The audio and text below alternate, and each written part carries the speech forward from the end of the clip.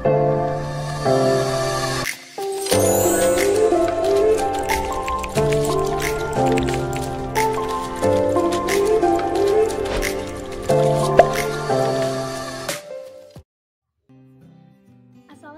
warahmatullahi wabarakatuh. Halo teman-teman, semoga teman-teman semua dalam keadaan yang sehat ya.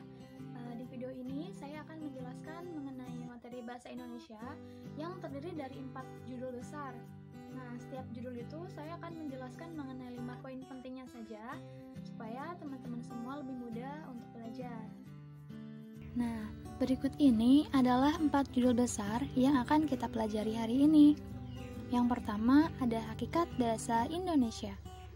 Yang kedua, ejaan yang disempurnakan, kata, istilah dan diksi.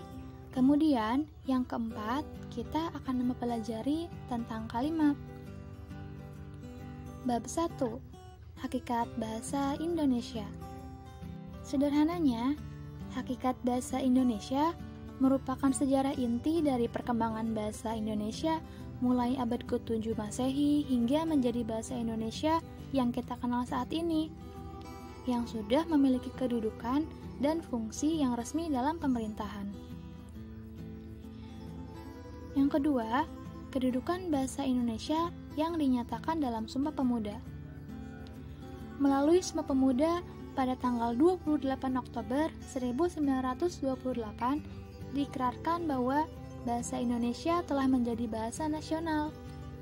Ikrar tersebut terdapat pada urutan ketiga dalam Sumpah Pemuda, yang diungkapkan dalam kalimat, "Kami, putra dan putri Indonesia, menjunjung bahasa persatuan bahasa Indonesia."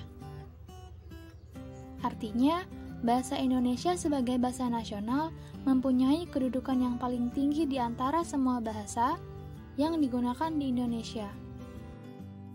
Kedudukan bahasa Indonesia yang dinyatakan dalam Undang-Undang Dasar 1945. Kedudukan bahasa Indonesia juga terdapat dalam Undang-Undang Dasar 1945. Pada pasal 36 dinyatakan bahwa bahasa negara ialah bahasa Indonesia. Bab 2. Ejaan yang disempurnakan. Untuk bab 2 ini, poin pentingnya yaitu dari jenis-jenis ejaan yang pernah berlaku di Indonesia dari zaman dahulu hingga saat ini. Pertama, ejaan Van Ophuijsen. Ejaan ini disusun oleh orang Belanda bernama Charles A. Van Ophuijsen yang berupa ejaan bahasa Melayu dengan huruf Latin. Yang kedua, ejaan Suwandi. Ejaan ini disusun oleh Mr. Raden Suwandi dan memiliki julukan ejaan Republik. Yang ketiga, ejaan pembaharuan. Pembaharuan ejaan Suwandi disarankan panitia yang diketuai oleh Prijono dan Eka Topo, yaitu diftong AI, AU, dan OI dieja menjadi AY, AW, dan OE. Misalnya, kerbau menjadi kerbau. Akan tetapi, ejaan ini tidak jadi diresmikan. Yang keempat, ejaan Melindo. Sidang Pemutusan Indonesia dan Melayu menghasilkan konsep ejaan bersama yang dikenal dengan nama ejaan Melindo atau Melayu Indonesia. Namun, perkembangan politik antara Indonesia dengan Malaysia setelahnya mengurungkan peresmian ejaan ini. Yang kelima, ejaan yang disempurnakan atau disingkat menjadi EYD. Ejaan ini mengatur penulisan bahasa Indonesia antara lain tentang unsur bahasa serapan, tanda baca, pemakaian kata, dan lain-lain. Selain itu, huruf F, V, Q, X, dan Z yang kental dengan bahasa asing resmi menjadi bagian dari bahasa Indonesia.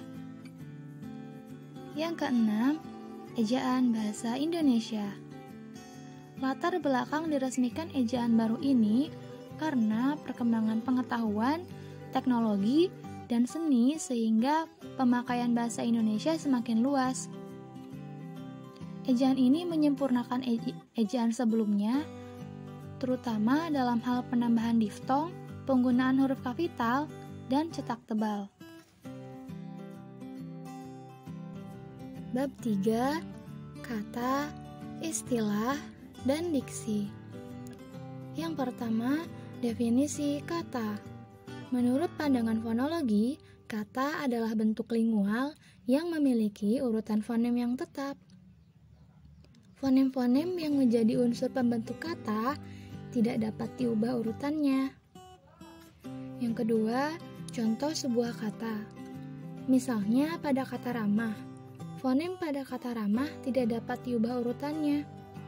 Jika terdapat penambahan ataupun pengurangan huruf, misalnya jika ditambah dengan huruf i menjadi ramahi atau iramah, atau jika dikurangi menjadi amah atau ramah, maka setelah terjadi perubahan, kata ramah sudah tidak memiliki maknanya lagi. Yang ketiga, istilah.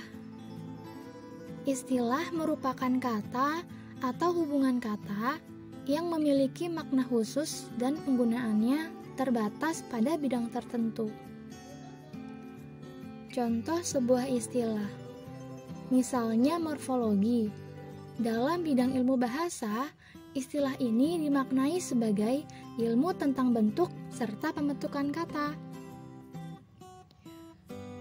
Sedangkan dalam bidang biologi dan kedokteran, istilah tersebut dimaknai sebagai ilmu tentang bentuk luar dan susunan makhluk hidup.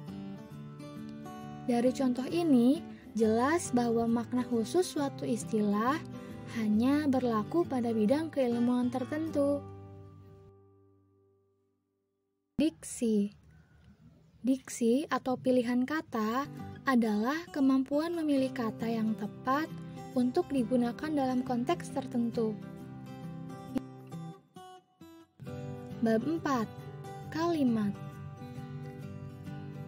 Yang pertama, definisi kalimat. Kalimat didefinisikan sebagai satuan bahasa yang disusun oleh kata-kata yang memiliki makna yang lengkap. Definisi kalimat efektif. Kalimat efektif adalah kalimat yang secara tepat mewakili gagasan atau pikiran penulis, sehingga dapat dipahami secara tepat pula oleh pembaca. Oleh karena itu, kalimat efektif harus singkat, padat, jelas, lengkap, dan dapat menyampaikan informasi secara tepat. Yang terakhir, syarat kalimat efektif. Pertama, syarat kalimat efektif harus menyatakan sesuatu apa adanya. Kalimat efektif harus hemat kata. Kalimat efektif tidak bermakna kias. Kalimat efektif bebas dari ketaksaan atau keambiguan. Yang terakhir, kalimat efektif harus logis. Untuk video pembahasan kali ini, sampai di sini saja ya.